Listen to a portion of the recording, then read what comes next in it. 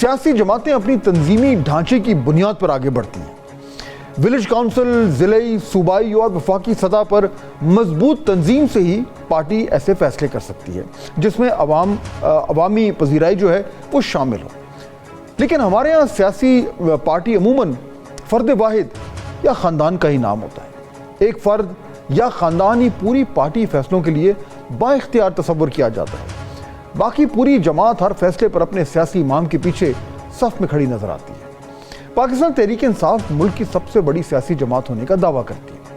اگر ان کے اس دعوے کو مان بھی لیا جائے تو اس میں جو تنظیم، ان کا جو تنظیم کاری ہے وہ اصولاً سب سے زیادہ مضبوط ہونی چاہیے۔ لیکن ناظرین، صورتحال اس کے بالکل برعکس ہے۔ تحریک انصاف کی کور کمیٹی، پارلیمانی پارٹی، سیاسی کمیٹی، صوبائی قیادت، اتنا کچھ ہونے کے باوجود بھی فیصلہ سازی میں بہت کمزوری نظر آ رہی ہے۔ اس کی وجہ کیا ہے؟ ناظرین، میرے نزدیک اس کی ایک وجہ اختیار کا محور پارٹی میں ایک شخص کا ہونا ہے، اور وہ اس وقت اڈیالہ جیل میں ہے۔ یوں ساری پارٹی اڈیالہ جیل کا جو دروازہ ہے اس کو دیکھتی رہتی ہے۔ دروازہ کب کھلے گا، کب بانی چیئرمین سے ملاقات ہوگی، اور کب کسی بھی معاملے پر حتمی فیصلہ ہو پائے گا۔ ملاقات اور حتمی منظوری تک ساری جماعت لگتا یوں ہے کہ سٹینڈ بائی پر کھڑی ہے۔ آج ہی کی بات ہے کہ پاکستان تحریک انصاف نے جوڈیشل کمیشن کے لیے ناموں کے لیے ابتدائی فہرست تیار کی، 7 لوگوں کو شامل کیا ہے، اور حتمی ناموں کی منظوری بھی بانی پی ٹی آئی سے اڈیالہ جیل میں لی جائے گی۔ ان ناموں میں بیرسٹر گوہر، بیرسٹر علی ظفر، بیرسٹر عمیر نیازی، جناب عمر ایوب، اسد کیسر، لطیف کھوسا، علی محمد خان کا نام شامل ہے۔ قرعہ کن کے نام نکلے گا یہ فیصلہ بانی کریں گے۔ 8 فروری کے انتخابات کے نتیجے میں بننے والی پارلیمنٹ میں چھوٹی سی چھوٹی چیز ہو یا آئینی ترمیم جیسا بڑا معاملہ، 80 پاکستان تحریک انصاف کے حمایت یافتہ ایم این ایز اور 18 سینیٹرز خود فیصلہ کرتے ہوئے لگتا ہے کچھ مشکلات کا سامنا ان کو رہتا ہے، یا فیصلہ بانی پی ٹی آئی کرتے ہیں۔ اگر ان سے جیل میں ملاقات نہ ہو سکے تو پھر پارٹی کہتی ہے انتظار فرمائیے۔ یوں ہر فیصلہ بہت حد تک لٹک جاتا ہے۔ اصل چیئرمین یعنی بیرسٹر گوہر، ان کا فیصلہ سازی میں رول کچھ زیادہ نظر نہیں آتا۔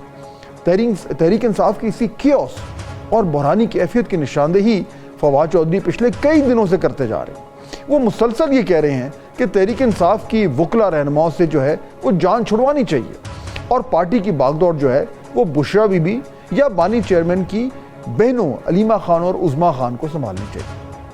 فواد چودھری کی مسلسل تنقید سے پی ٹی آئی کے رہنما بھی اب لگتا یوں ہیں کہ تب گئے۔ شیر افضل مروت نے تو اب مشورہ دیا ہے کہ چودھری صاحب کو فارغ وقت جو ہے وہ چاہت فتح علی خان کے ساتھ گزارنا چاہیے۔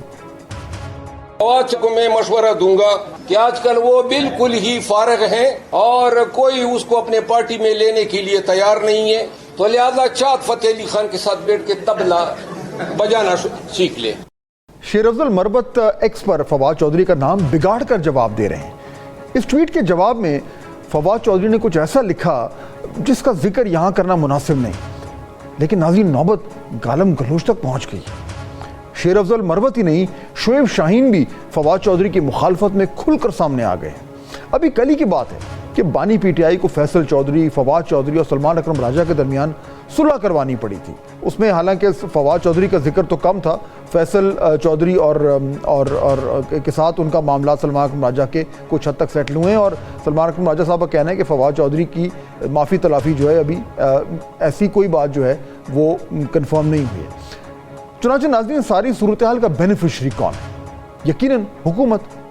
ان کا سیاسی مخالف ان سے لڑنے کے بجائے آپس میں دست و گریباں ہیں۔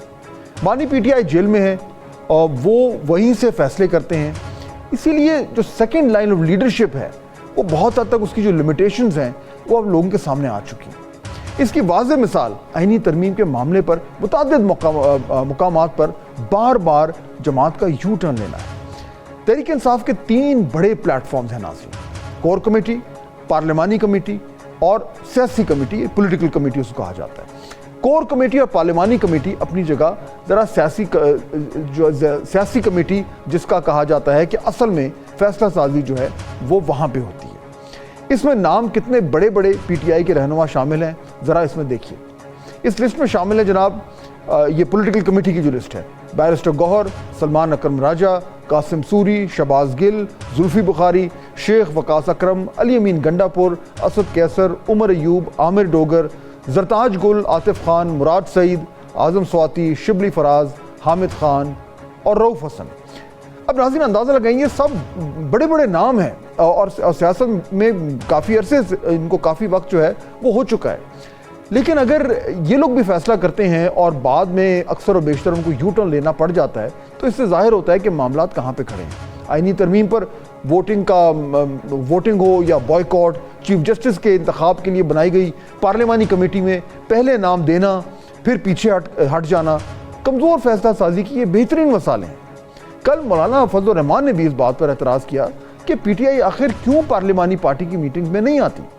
اگر جسٹس منصور علی شاہ کے نام پر جو ہے وہ زور تھا تو پھر ووٹ بھی کرنا چاہیے تھا۔ مولانا صاحب نے کہا کہ اگر ایسا کر کے تحریک انصاف نے در حقیقت حکومت کا ساتھ دیا ہے، سیاسی مخالف غلطیاں کر رہا ہو تو روکتا کون ہے؟ بلکہ اس کو تو تھوڑا مزید اکسایا جاتا ہے مخالف، تاکہ مخالف جو ہے وہ اور بڑی غلطی کرے۔ وزیر دفاع خواجہ آصف نے بھی ایسے ہی کیا۔ ایکس پر پیغام میں بشرا بی بی کی رہائی کو غیر معمولی قرار دیتے ہوئے ڈیل کی طرف اشارہ دیا اور ڈیل کے لیے بانی پی ٹی آئی کے لیے بھی ایک پیج پر ہونے کا طنز کیا۔ اس ساری صورتحال میں ناظرین حکومت نے کم اور تحریک انصاف نے خود زیادہ کردار ادا کیا ہے۔ حکومت کے لیے تو آسان ہوگا کہ بس بانی پی ٹی آئی کو جیل میں رکھو، باہر نہ آنے دو، باقی اپنے پاؤں پر خود ہی جماعت کی جو لیڈرشپ ہے وہ کلہاڑا مارتی رہی۔ اب اس میں معاملہ کچھ یہاں پہ کھڑا ہے کہ یہ جو ایک تاثر بن گیا ہے کہ ساری جماعت جو ہے وہ آپس میں دست و گریباں ہیں، یہ ختم ہونے نہیں جا رہا۔ کل جو خبر آئی تھی کہ بانی پی ٹی آئی نے فیصل چودھری اور سلمان اکرم راجہ کے درمیان وہ صلح صفائی کرائی ہے اور کہا، اور فواد چودھری کو بھی کہا ہے کہ پارٹی پر تنقید کا نہ کریں، یہ وقتی طور پر تو شاید معاملات کو حل کر دے، لیکن جو ملٹیپل پاور سینٹرز ڈیولپ ہو گئے ہیں جماعت کے اندر ناظرین، اور جیسے وہ آپس میں ایک دوسرے کے خلاف جو ہے نہ صرف یہ کہ وہ اکثر و بیشتر بات کرتے سنائی دیتے ہیں، بلکہ ایکٹیولی جو ہے وہ ایک دوسرے کی جو فیصلہ سازی ہے اس کو انڈر کٹ بھی کرتے ہیں۔ اس سے جو ایک سبق اخذ کیا جا رہا ہے کم از کم حکومت کی طرف سے، وہ یہ ہے کہ اگر بانی پی ٹی آئی جو ہیں وہ جیل میں رہیں اور ان سے رابطہ کم رہے تو پیچھے پارٹی کو سنبھالنے میں حالات بہت مشکل ہوتے جا رہے ہیں۔ اب اس ساری صورتحال کو سامنے رکھ کے پاکستان تحریک انصاف کیا کرنا چاہتی ہے؟ کیا وہ یہ واقعی میں ان کو اس بات کا احساس ہے کہ ان کی جماعت کو اس طرح کی ان فائٹنگ سے کتنا نقصان ہو رہا ہے؟